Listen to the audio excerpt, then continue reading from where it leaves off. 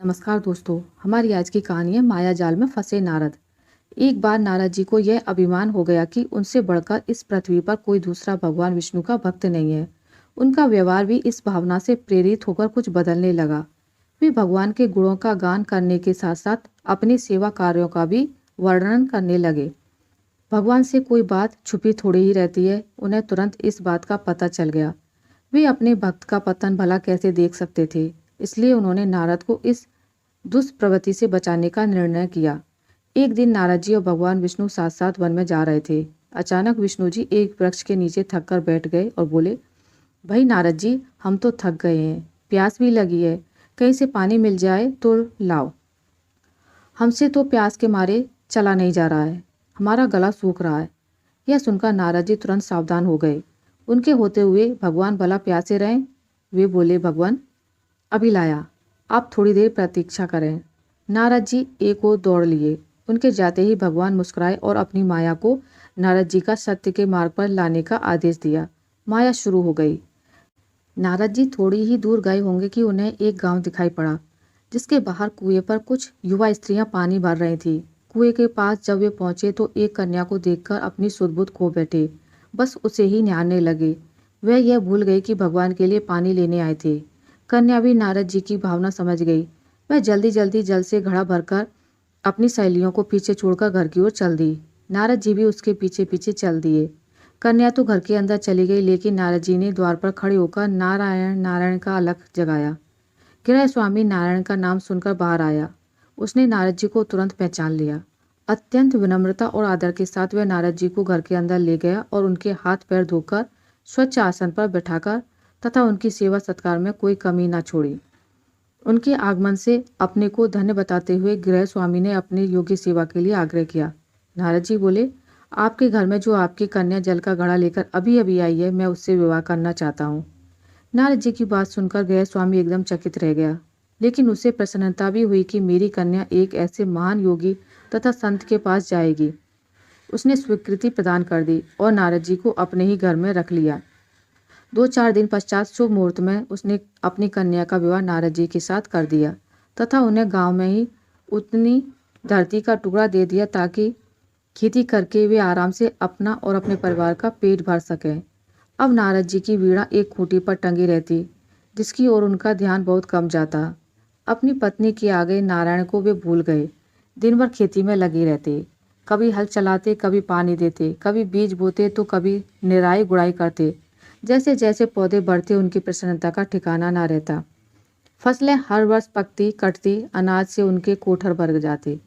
नारद जी गांव के एक संपन्न किसान माने जाने लगे। वर्ष दर वर्ष बीतते चले गए और नारद जी की गृहस्थी भी बढ़ती चली गई। 3-4 लड़के लड़कियां भी हो गए। अब नारद जी को एक क्षण भी फुर्सत नहीं मिलती थी।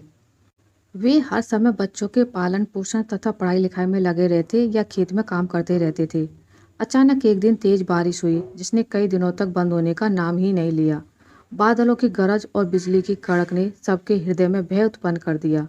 मूसलाधार वर्षा ने गांव के पास बहने वाली नदी में बाढ़ की स्थिति पैदा कर दी। चारों ओर पानी ही पानी भर गया। कच्चे पक्के सभी मकान ढहने लगे। घर का सामान बह गया, पशु भी डूब गए, उनके व्यक्ति मर गए। गांव में त्राही त्राही मच गई। नारद अब क्या करें?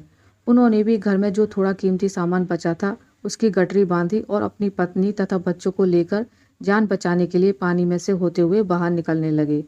नारद जी बगल में गठरी थामे एक हाथ से एक बच्चे को पकड़े और दूसरे हाथ से अपनी पत्नी को संभाले हुए थे। पत्नी भी एक बच्चे का एक हाथ पकड़े धीरे धीरे आगे बढ़ने लगी। पानी का बहाव अत्यंत तेज था तथा यह भी पता नहीं चलता था कि कहाँ गड्ढा है और कहाँ टीला। अचानक नारद जी ने ठोकर खाई और गठरी बगल से निकलकर बह गई। नारद जी गठरी कैसे पकड़ते? दोनों हाथ तो घिरे थे। मन महसूस कर सोचा, और कमा लेंगे। कुछ दूर जाने पर पत्नी एक गड्ढे में गिर पड़ी और गोद का बच्चा छूटकर बह गया। पत्नी बहुत रोई, लेकिन क्या हो सकता था। धीरे धीरे और 2 बच्चे भी पानी में बह गए। उन्होंने बहुत कोशिश की बचाने की, लेकिन कुछ ना हो सका। दोनों पति पत्नी बड़े दुखी रोते रोते एक दूसरे को सांत्वना देते हुए कोई ऊंची जगह ढूंढते रहे। एक जगह आगे चलकर दोनों एक गड्ढे में समा गए। नारद जी तो किसी प्रकार गड्ढे में से निकल आए, मगर उनकी पत्नी का कहीं पता नहीं चला। बहुत देर तक नारद जी उसे इधर उधर दूर दूर तक ढूंढते रहे, लेकिन सब व्यर्थ। रोते रोते उनका बुरा हाल था। उनका हृदय पत्नी और बच्चों को याद कर करके फटा जा रहा था। उनकी तो सारी गृहस्थी उजड़ गई थी। बेचारे क्या करें, किसी को से अपने भाग्य को या भगवान को। भगवान का ध्यान आते ही नारद जी के मस्तिष्क में प्रकाश फैल गया और पुरानी सारी बातें याद आ गईं। वे किस लिए आए थे और कहाँ आ गए? ओहो, भगवान विष्णु तो उनकी प्रतीक्षा कर रहे होंगे। वे तो उनके लिए जल लेने आए थे और यहाँ गृहस्थी बसाकर बैठ गए। वर्षों बीत गए गृहस्थी को बसने में और फिर सब नष्ट हो गया। क्या भगवान अब भी मेरी प्रतीक्षा में उसी वृक्ष के नीचे बैठे होंगे? यह सोचते ही बाढ़ नदारद हो गई। गांव अंतर्ध्यान हो गया। वे तो घने वन में खड़े थे। नारद जी पछताते और शर्मिंदा होते हुए दौड़े। देखा कुछ ही दूर पर उसी वृक्ष के नीचे भगवान लेटे हुए हैं। नारद जी को देखते ही उठ बैठे और बोले, अरे भाई नारद, कहाँ चले गए थे? बड़ी देर लगा दी, पानी लाए या नहीं? नारद जी भगवान के चरण पकड़कर बैठ गए और लगे अश्रु बहाने। उनके मुंह से एक बोल भी नहीं फूटा। भगवान मुस्कुराए और बोले, तुम अभी तो गए थे, कुछ अधिक देर थोड़ी ही हुई है। लेकिन नारद जी को लगा कि वर्षों बीत गए। अब उनकी समझ में आया यह सब भगवान की माया थी, जो उनके अभिमान को चूर चूर करने के लिए पैदा हुई थी। वे सोचने लगे, उन्हें बड़ा घमंड था कि उनसे बढ़कर त्रिलोक में दूसरा कोई भक्त नहीं है। लेकिन एक स्त्री को देखकर वे भगवान को भूल गए। उसको पछतावा होने लगा और उनका घमंड जरा सी देर में ढेर हो गया। वे पुनः सरलता और विनय के साथ भगवान के गुण गाने लगे। आशा करती हूँ आपको मेरी आज की कहानी अच्छी लगी होगी। अगर आपको मेरी कहानी अच्छी लगी है तो इसे लाइक करें, ज़्यादा से ज़्यादा शेयर करें, और अगर आप मेरे चैनल पर नए हैं तो इसे सब्सक्राइब करना ना भूलें। मिलते हैं एक नई कहानी के साथ, तब तक के लिए नमस्कार।